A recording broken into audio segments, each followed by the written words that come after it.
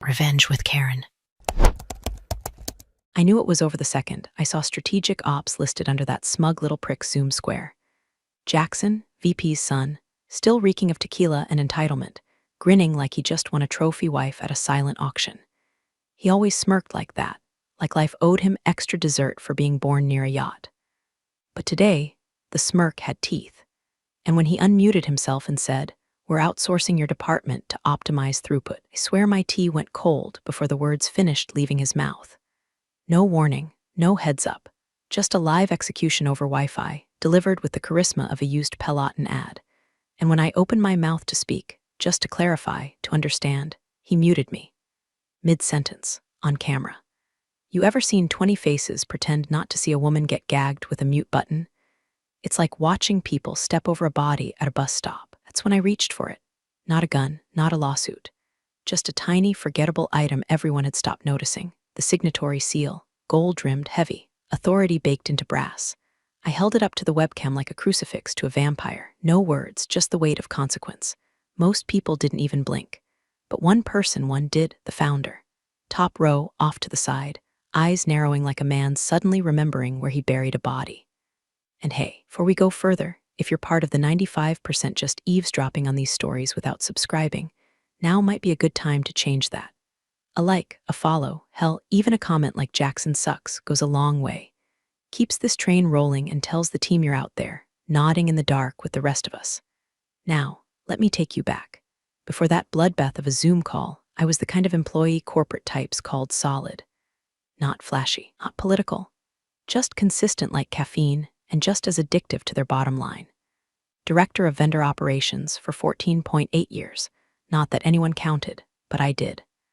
I survived 3 reorgs, 2 mergers, and a CFO who once tried to replace me with an algorithm that failed to spell invoice. I was the one who smoothed the transitions, cleaned up executive messes, and ensured vendors stayed happy enough not to sue, scared enough to comply. My day started early. I preferred it that way. By 6:30 a.m., I was already in the system, checking renewal thresholds, contract flags, and escalation queues, while half the office was still brushing their veneers. I didn't need applause. Didn't even need coffee, just a quiet room, a working VPN, and a reason to believe this place still needed me. Trained the kids who came in hungry and taught them how not to drown in bureaucracy. I kept things moving. No matter what else failed, marketing launches, CTO firings, that time legal tried to encrypt the HR portal with emojis, my corner worked. Our vendors were tight, compliance stayed clean, and legacy systems, God bless their duct-taped code, never once buckled under my watch. The truth is, I liked being invisible. I'd built my own shadow lane. Procurement came to me quietly when systems jammed. Finance only pinged me when vendor funds froze. Legal would sneak me questions when external counsel started asking about contracts we all pretended to read. I didn't mind. I liked the silence. You know where you stand in silence. But silence, as I learned, also hides rot. The first whiff came 6 months back. Quiet ping from compliance. New ownership thresholds triggering reevaluation of signatory roles post-merger. Innocuous, forgettable. Except I remembered the merger. 3 years ago.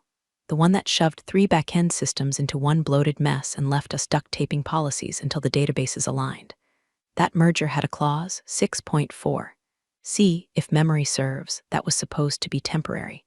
But no one ever revoked it, because no one ever thought to. That clause, it made me the named officer for vendor systems and infrastructure contracts. Meaning, without my seal, no vendor change could be finalized, no transfer approved, no termination processed. A ceremonial role, they told me back then, just until integration stabilized. Except no one stabilized a damn thing. They just moved on. Promoted some frat kid to strategic ops and thought they could download my life's work into a PDF, fire me on camera, and watch the machine keep humming. Well, machines don't hum when the person holding the keys leaves with the ignition. So when I held up that seal, it wasn't drama. It was documentation. It was legacy. It was power wrapped in brass and ignored until too late. The moment lasted 3 seconds on camera. Maybe 4, but it was enough. Enough for the founder to blink. Enough to make someone in legal start sweating. More than enough for me to realize I wasn't going down. Not this way, not quietly. Not with a mute button and a slick-back failson waving goodbye like he just sold me on Craigslist.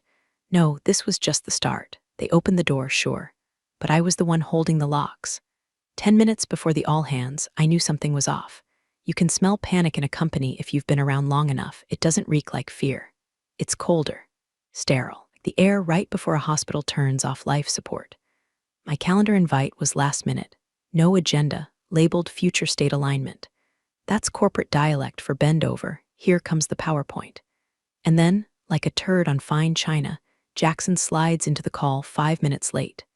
Hair perfect. Shirt one size too small. And the gall of someone who still gets his oil changed by his dad's assistant. Square lights up with a smirk before he even speaks. That same smirk he used when he suggested replacing our 20-year vendor with some guys I met at my buddy's crypto party. Yeah, that guy. Thanks everyone for joining, he says, voice slicker than a floor at a Waffle House.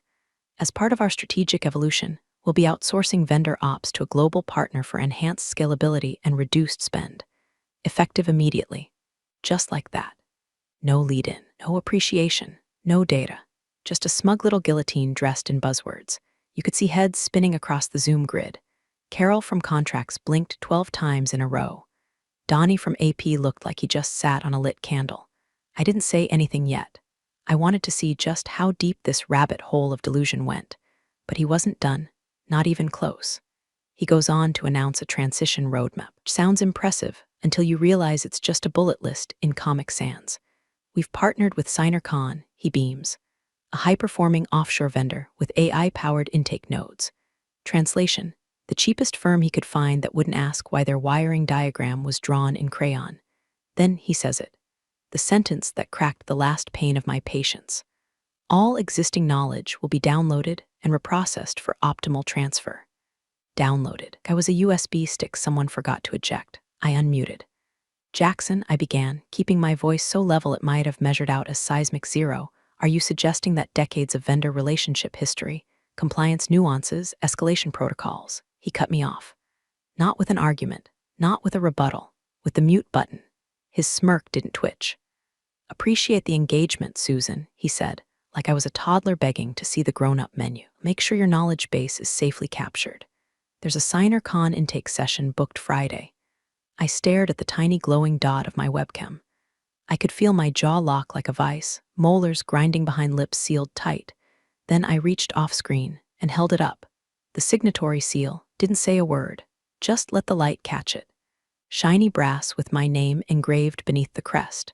The moment passed quickly. Few people were probably too busy pretending to take notes to notice. But not him. Top right grid square, the founder. Elliot, he leaned forward, barely, subtle, but his eyes narrowed and his lips pulled into something that wasn't quite a frown, more like a man remembering he left the stove on. I held it a second longer, then lowered it, let my screen go black. Meeting over. I didn't log off. I sat there in the digital silence, watching my reflection in the black screen like a widow watches a coffin lid. 15 years. Erased in 15 minutes. And for what?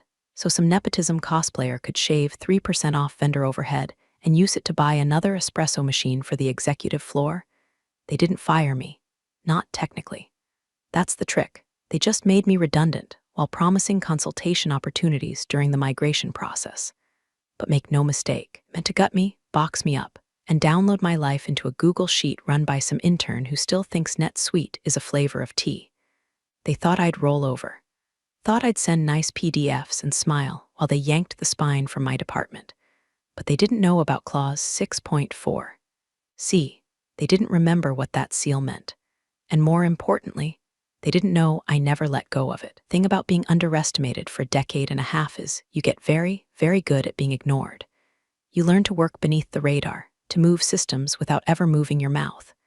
And most importantly, you learn where the bodies are buried because you were usually the one told to cover the damn holes. I didn't scream, didn't rally the troops. I went to the source, my filing cabinet. Physical, locked, bottom drawer, one no one asks about because they assume everything's digital now. But see, not everything lives in the cloud, especially not the things that matter. I slid out a yellow folder, thick with dust and dried out Post-its, and there it was. The merger packet from 3 years ago, the one legal sent for reference only. Nobody read that appendix. Not legal, not compliance, certainly not Jackson. But I did. Back then, I read every line because I knew no one else would. Clause 6.4. C. Buried under 4 layers of boilerplate. Right next to the temporary integration structure chart that never got updated.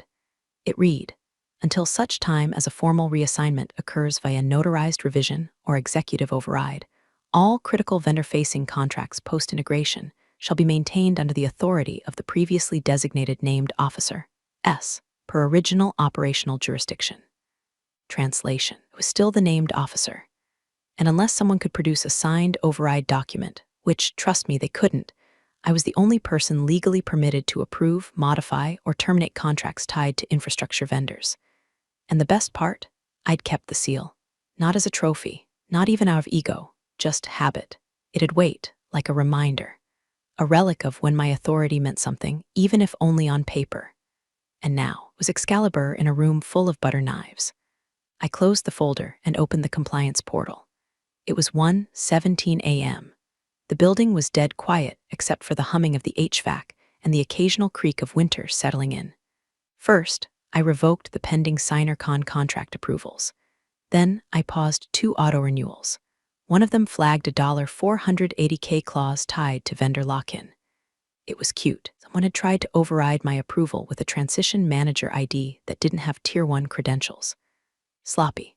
Next, I pulled up the escalation routing table. Every single vendor change had to ping a confirmation node. I rerouted mine to a secondary internal address. Not illegal, not even secret, just obscure, like locking the front door and leaving the key under a mat inside the house.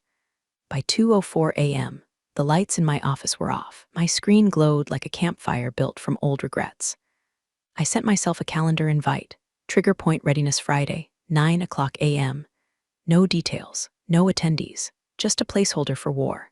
I logged out, sat back, and looked at the walls around me. The same beige paint from 2009. The fake potted plant that somehow survived 3 office moves. My bookshelf lined with compliance manuals no one else ever cracked open. Space wasn't mine anymore, not really. They'd already made that clear. But the system? Oh, the system still had my name on it. They thought outsourcing was a matter of flipping a switch. That vendors would just wave goodbye to 15 years of carefully negotiated payment structures and risk frameworks and let Jackson's college buddies walk in with shiny dashboards and buzzwords. They didn't understand that infrastructure isn't just servers and code. It's relationships, it's liability, it's history. And when you start unplugging legacy systems without honoring the handshake behind them, things break. I knew the next week would bring questions, pushback, maybe even threats. I wasn't worried, let them come. Because the moment they tried to optimize me out of the system, they forfeited the right to understand how the system worked. And now I had the one thing they couldn't pivot around: time and access and the law. By Monday morning, static had settled in. Not noise, not chaos. Static, that low, itchy hum you can't unhear once it's inside your skull. The kind that means something deep in the system's wiring is whispering no when it should be screaming go. It started small, a failed login attempt in the offshore vendor portal. Some anonymous contractor in Bangalore flagged a credential escalation error. Didn't even make it past onboarding. Then came the duplicate ID issue. Signatory's intake script, probably whipped up by someone who thought an API was a Starbucks size, kept pinging our HR directory and getting mismatched aliases. Old usernames, phantom credentials, system ghosts that shouldn't exist but did because I never signed off on the cleansing script. See, no one ever cleans old architecture correctly. They just stack it like junk in an attic and hope no one opens the wrong door. Except Signatory opened them all. Found a minefield of access denied error codes with my name stamped at the bottom of each log. Jackson called a hot sync with IT by 11:00 a.m. Let me paint the scene. He's standing in the glass fishbowl conference room, whiteboard behind him already half covered in nonsense acronyms, arms crossed, lips curled into that rich kid pout they all learn in MBA finishing school. What the hell is going on? He says, pacing like he's auditioning for a leadership TikTok. Signatory says none of the core integrations are authenticated. This is sabotage. Mark from IT, poor bastard, tries to explain. It's not sabotage, it's chain of ownership protocol. The original signatory hasn't approved the transfer packet, so our system's auto-rejecting the handoff. Jackson stares at him like he's speaking in tongues. What do you mean signatory? This is outsourced. We're the owners now. Ark shrugs, real quiet. Not until the named officer relinquishes authority. That's the moment Jackson's face does something new. It doesn't fall, it twists. Like a guy realizing the hand he just played is counterfeit. And he turns to me across the room behind the glass, our eyes meet. He doesn't say a word, neither do I. But that's when I knew. He'd forgotten the seal. And worse, he never even knew what it meant. See, you can bluff your way through investor calls, can slap a title like strategic ops on your email, and toss around terms like horizontal integration. But the system doesn't care about your haircut or your handshake. The system only listens to signatures. And mine still echoed through every pipe in the Gotham building. By 1:30 p.m., procurement was in full spin mode. Their Slack thread pinged like a slot machine on fire. Who approved this API routing? Why are the Tier 1 contracts bouncing back with legacy hashes? Did anyone verify the compliance trail post-merge? That last one triggered a subtle aftershock, because it landed in the inbox of Claire, the junior procurement officer with the big eyes and bigger sense of panic.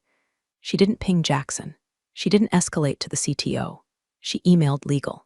Subject line: urgent, clarification needed signatory authority body. Quick check, should Susan D. Till be the signatory for Tier 1 vendor contracts post-integration. Clause in merger binder isn't marked obsolete. Just confirming before we escalate to compliance review. Thanks. That email, innocuous as it looked, was a lit match in a gasoline barn. I wasn't CC'd, of course, but I saw it. You learn how to quietly ghost your own visibility when the walls start shaking. It was forwarded 3 times by 4 p.m. Once to legal, once to the founder's assistant, and once quietly to me from an old friend in risk who never stopped believing the quiet ones might matter someday.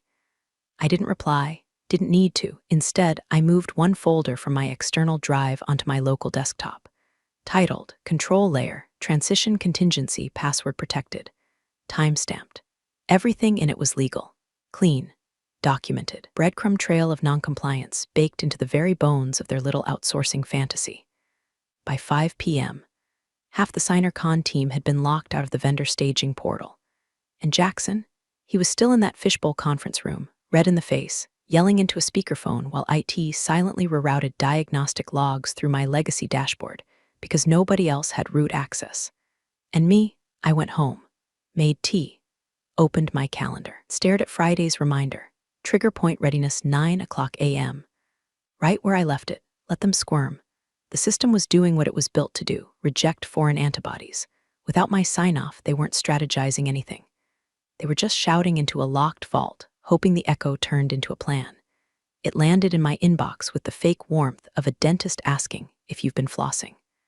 Subject line: gentle reminder signing authority transition request. Gentle was doing a lot of heavy lifting, considering it came from someone who once called me Sandy in a board meeting and never corrected it. The message was short. Too short. Hi, Susan. As part of the transition to SignerCon's vendor intake, we'd appreciate your help in formally reassigning signing authority. Attached is the standard transfer document. Please review and return by EOW. Appreciate your cooperation. M. Rollins, legal counsel, no explanation of the clause. No reference to the authority structure they'd ignored. Just a neat little PDF and a smiley tone email, as if I'd forgotten my chores. I didn't reply. I didn't need to. I opened my files, took a screenshot of the merger appendix where clause 6.4 C lived, highlighted my designation as named officer in neon yellow, and attached it without comment to a reply. Only other thing in the email was a forward message. See attached. Best, Susan, that was my language now. Clean, clinical, weaponized understatement. And I knew exactly what would happen next. See, legal doesn't panic out loud. They don't slam doors or curse in hallways. They do something worse. They start checking. Quietly, thoroughly, like a priest dusting off an old Bible before the exorcism begins. By Tuesday morning, the founder had called for an internal audit. I wasn't in the room when he asked, but I know how those meetings go. I've seen the look in his eyes when the floor drops out from under him. He's not loud, Elliot. He's surgical. When his voice goes calm, it's because he's pulling knives. Someone on the call must have said something about signing authority inconsistencies, and someone else probably mumbled the words fiduciary risk like they just realized the roller coaster has no brakes. From there, it wouldn't take long. The paper trail was solid. All roads led to me. That's when things started to shift. My calendar suddenly populated with placeholder invites. Check-in vendor strategy, alignment review, ops pathing touchpoint. All fake meetings, all noise. People fishing for visibility, hoping to catch a whiff of my reaction without having to ask out loud. Are you doing this on purpose? I didn't accept any of them. I did make one quiet addition to my drive. Disbursement layer Signatory index XLSX. It was an internal reconciliation file from 2 years ago. Obscure, buried, but crucial. Because that spreadsheet, updated automatically from a system nobody in finance fully understood, still listed me not only as the ops signatory, but as the override on financial reconciliation for all vendor disbursements above $250K. Never unhooked me from the payout structure. I didn't move funds, didn't touch a dollar, but I could have, and that alone, that was enough to send a chill through legal so fast it probably made their printers jam. At 3:37 p.m., I got another ping.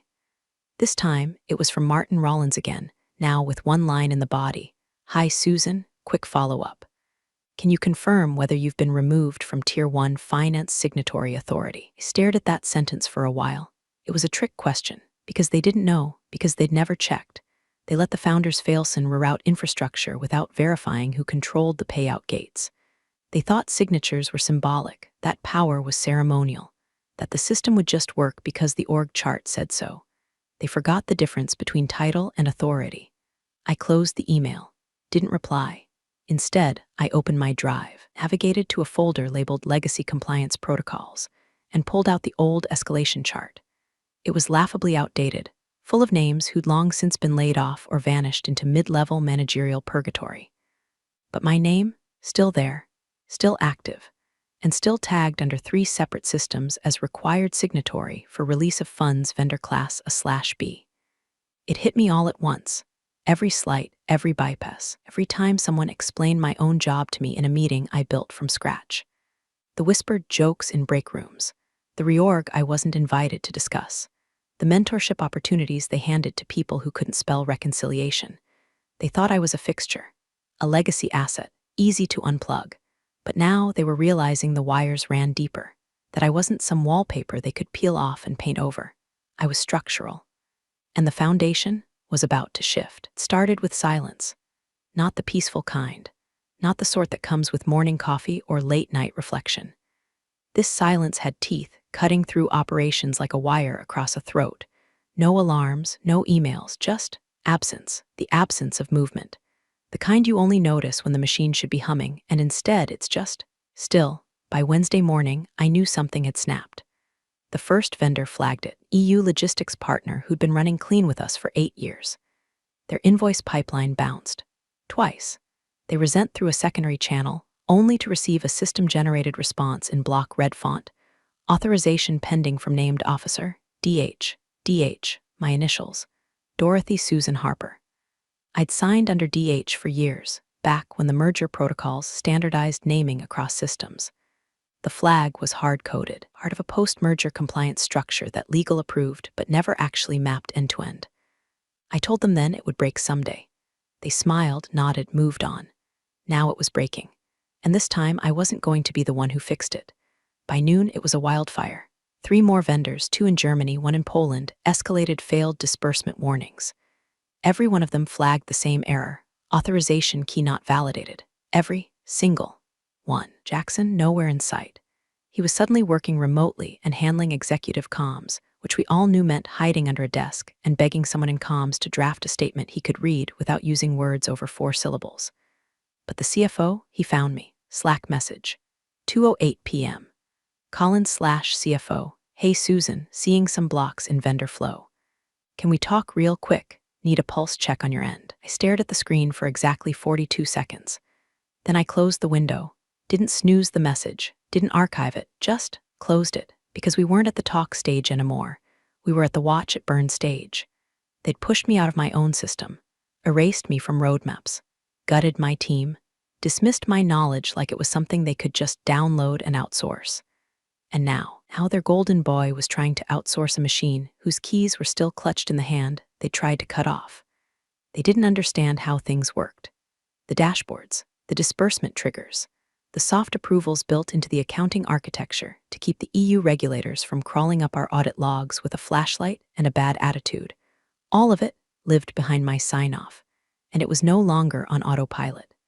By 3:15 p.m., our top vendor in Belgium hit legal with a breach warning. Claimed non-payment within SLA windows could void a multi-year contract worth $7.3 million. I knew the number by heart. I was the one who renegotiated it after their COO had a meltdown over Brexit tariffs. The penalties alone would eat 2/4 of revenue. But nobody called me then. They're calling now. Legal started scrambling. CFO called twice. Then emailed. Subject line: Action required vendor compliance escalation. I opened it just to see the desperation. There it was. Hi Susan, we're seeing red flags on international vendor flows. Need clarity ASAP. Are you still functioning as named officer per merger appendix? If so, would appreciate direction. Direction. That word made me laugh once. Short and sharp, under my breath, because direction's easy when you're not the one being directed off a cliff by a smirking child in loafers who thinks compliance is just something ops people do while he plays PowerPoint roulette in exec briefings. I didn't reply. Instead, I opened my calendar. Friday, 9:00 a.m. was already blocked off. Trigger point readiness. I added one more invite. Title: Knowledge Transfer Legacy Reconciliation Protocols. Attendees: Elliot, founder, M. Rollins, legal counsel. That was it. No one else. No Jackson, no strategic ops, no CFO. Just the man who used to know what this company was and the man whose job it now was to make sure it survived. The invite had no body text, no agenda, just a location, boardroom 4A, secure access required. By 5:00 p.m., another Slack pinged me. Claire/procurement, just checking in. You know why our SignerCon contacts login was revoked across vendor systems? Legal is freaking. Let me know if you're looped in. I didn't answer. Instead, I updated the archive logs. Flagged the vendor keys for review, not deletion, not disruption. Review, a compliance protocol that meant any modification attempt would trigger a legal audit record and notify the founder by default. The noose wasn't tightening on me. I was holding it. With every dashboard error, every vendor complaint, every legal escalation sliding into inboxes like knives, I was pulling the cord, inch by inch, letting them feel just how far they'd wandered into a minefield without a map. Friday wasn't the end. It was just when I decided to speak. Until then, I let the system do the talking. Friday, 9:00 a.m. sharp. I arrived early, of course, 15 minutes ahead like always. Not out of politeness, out of muscle memory. I'd walked those halls for nearly 15 years, and muscle memory doesn't forget who built the bones of the place. The boardroom smelled like fresh paint and stale promises. Polished glass faux oak table, a wall-mounted screen waiting to be filled with someone's lies. I laid out one thing on the table, a manila folder. Inside, clause 6.4, C, printed, highlighted, annotated. On top of it, a single yellow post-it, faded at the edges, like it had been sitting under a paperweight for a long, long time. Written in my handwriting, in blue ink from a pen I stole from the compliance office during the merger chaos. As per onboarding memo, seal remains in named officer's possession unless revoked in writing. It never was. Elliot walked in first. Founder, patriarch. The kind of man who didn't ask questions until the fire alarm went off, then suddenly wanted to know who installed the wires. His face looked tired, lined like someone who hadn't slept in 2 days and had just realized his name might be on the wreckage. He nodded at me. No words. Martin Rollins Legal came next. Pale, thinner than last time I saw him, carrying a legal pad like it might stop a bullet. He sat without speaking, glanced at the folder, and instinctively reached for it. I let him. I didn't speak. Not yet. We waited. 9:04 a.m. The door slammed open like it owed someone money. Jackson stormed in, late, flustered, and overdressed. His tie was crooked. His ego wasn't. He was already mid-rant before his chair even stopped squeaking. This is a joke, he snapped, throwing his phone down on the table. Vendor flow is at a standstill. Signer cons threatening breach arbitration. EU vendors are filing notice. Who the hell thought it was a good idea to give her access to financial override? It's not even in the chain of I didn't flinch, didn't blink. Just slid the folder across the table, slow and steady, like pushing a chess piece into checkmate. He looked at it like it was a foreign language, which to him it might as well have been. Martin opened it, flipped the first page. His eyes locked on the clause. Clause 6.4, C. The room went quiet. You could hear the air vents whispering corporate sins into the corners. Elliot leaned over to read. His hands started to tremble. Not dramatically, not cartoon style. Just a faint, involuntary tremor like the first vibration of a fault line before the quake begins. He looked up at me. "You still have the seal?" he asked, voice low. I didn't answer. Instead, I reached into my bag and pulled it out. Heavy, cold, gold-trimmed. Still engraved with my initials, still bearing the date of reassignment, 3 years ago, during the merger nobody wanted to manage. I placed it on the table like a sheriff setting down a badge. Martin cleared his throat. Clause 6.4. C stipulates signatory authority remains in effect unless a formal, notarized override is filed with both internal compliance and external audit counsel. He flipped another page. "I'm not seeing one." Jackson snorted. "That's insane." "You mean she?" Elliot cut him off. "Did you file a revocation notice, Jackson?" Silence. "Did anyone file one?" Elliot asked again, this time to the room, his eyes on Martin. Martin shook his head. "No record, no transfer."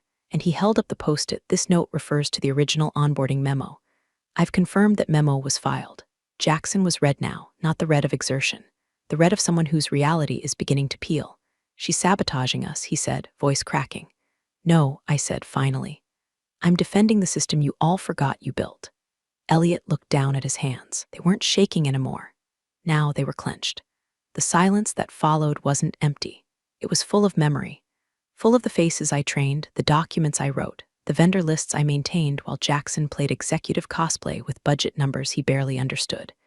It was full of every quiet dismissal, every eye roll in meetings, every time I was told, "Let's loop you in later," and never was. And now they were staring at the rope. I hadn't tied it around their necks. I just stopped holding it, let gravity do the rest. By Monday, the unraveling had a soundtrack, heels pacing too fast on vinyl tile, doors closing a beat too loud, Slack messages flying like shrapnel. You could smell the panic, burnt toner, overbrewed coffee, and that specific stench of executive regret. The SignerCon rollout was dead, not paused, not restructured. Dead, like a fish floating belly up in a koi pond someone forgot to filter. Word spread fast. First through the procurement floor, low murmurs by the vending machines. "Did you hear?" I thought she was gone. Then across finance, where 2 vendor liaisons literally fist-fought over who was supposed to process the EU backlogs now that the automation scripts were frozen in legal quarantine. By noon, few internal board members had impromptu coffees that just happened to turn into whispered conversations in glass offices with the blinds half closed. The phrase that started showing up: fiduciary negligence. You don't recover from words like that. They stick to skin like nicotine and lawsuits. HR, suddenly awoken from their pastel slideshow slumber, initiated what they called an urgent review of all sign-offs tied to Jackson's login credentials. I wasn't supposed to know that. But one of the assistants, smart girl, used to bring me lemon tea during audit week, accidentally forwarded a sanitized version to my inbox before legal retracted it. Subject line: Approval Trail Strategic Ops, JL. Attached was a spreadsheet that looked like a crime scene. Contracts approved without counterview, credential escalations marked urgent with no notes. Even a vendor onboarding form timestamped during the exact same weekend. Jackson posted a story from Cabo, with the caption "Business Never Sleeps Smiling Face with Sunglasses." Turns out it does, Jackson, especially when you're blackout drunk in another time zone while pretending to run a $6 million compliance pipeline. But I wasn't watching with glee. That was long gone. This wasn't vengeance anymore. This was cleanup. At 11:48 a.m., I logged into the master system dashboard one final time. Not out of ego, out of obligation. Because while they fumbled damage control, someone still had to make sure the system didn't collapse under its own corrupted weight. I queued the archive protocol, cross-verified the compliance logs, flagged any overlapping permissions Jackson had tried to assign himself in the past 90 days. And then, with calm fingers, I typed out one last system-wide alert: compliance notification. Legacy logs and authority chains will be archived at 12:00 p.m. per internal protocol. No further revisions permitted after this timestamp. Simple, clinical, unarguable. It went out to 5 inboxes: legal, the founder, the CFO, HR, and just for fun, Jackson. No response. But I saw the read receipts. That was enough. I clicked over to my private drive, one they'd always ignored because they thought I used it for templates and lunch orders. I uploaded one folder. Titled, Final Sign-Offs Legacy Protocols. Inside were subfolders going back 9 years. Vendor negotiations, disbursement logs, escalation trees, archived onboarding paths, compliance audits. And yes, every single dotted line approval that passed through my hands but somehow never got my credit. I zipped the folder, checksum stamped it, uploaded it to the secure archive node we set up post-merger. The one only 3 people remembered existed. Of those 3, 2 had already retired. I was the last, and now I wasn't going to stay behind and watch the ashes blow into PowerPoint decks. At 11:59 a.m., I hovered my cursor over the system portal's logout button, paused. Then, as if brushing off the final crumb from a long, overcooked meal, I clicked. Logged out, closed the lid of my laptop, packed the last item in my bag, my seal, wrapped in the same velvet pouch they gave me at the merger orientation. Back when titles meant something, and they promised we'd build something together. What I built worked, too well for them to understand. The building could burn. I'd already packed my things, and left the matches neatly labeled in the archive, just in case they ever got curious. The emergency call was scheduled for 8 a.m. Sharp, no slide decks, no standing agenda. Just one line in the invite, hastily typed and distributed by legal at 3:17 a.m. Operational failure review internal audit summary. The founder was already on when the others joined. Camera on, suit jacket draped over the back of his chair, sleeves rolled up like he wanted to look like he was ready for a fight. But his face, that wasn't a fighter's face, was a man who'd woken up to find termites in the foundation and realized they'd been chewing for years. Legal came next, Martin, looking like he hadn't shaved or slept, clutching a legal pad with red tabs like someone clinging to a parachute mid-fall. CFO logged in silently, eyes glazed, clearly hoping the bandwidth would die before the bullets started flying. HR joined late, said nothing. And Jackson? Jackson didn't show. It was a time I'd have been furious about that. Now, I was glad. This wasn't about him anymore. Never really was. He was just the symptom.